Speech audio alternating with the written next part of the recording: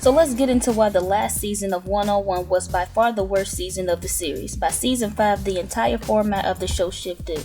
Following Brianna and Arnez as they moved to California, they would then move into a house with 4 other roommates who would be the new cast of the show.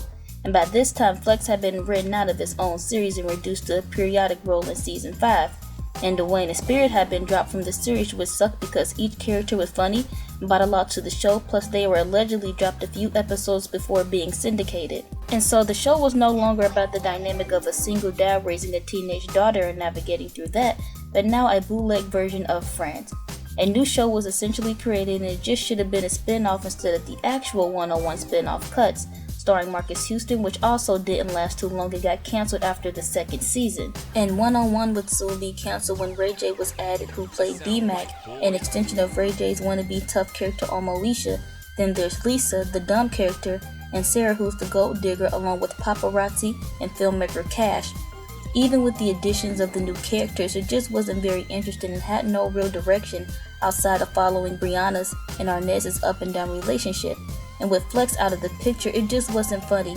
Even the guest appearances from Brandy couldn't save the show. Now, the viewers did want to see Brianna's transition into college, but they did it completely wrong. Like in Sister Sister, they did a good job transitioning Tia and Tamara into college while maintaining what made the sitcom, but they should have just made season 5 a spin-off instead of cuts.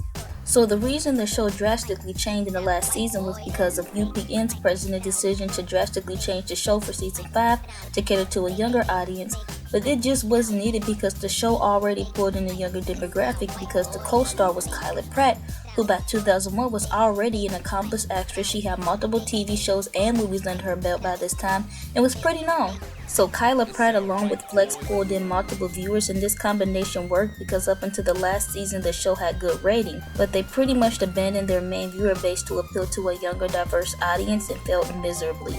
The direction of the last season was just so unnecessary. It would have been better to end at the 4th season or just keep them in Baltimore for the last season. The ratings declined and the show got cancelled, and I don't know what ended worse, 101 or Moesha, but let me know your thoughts down below.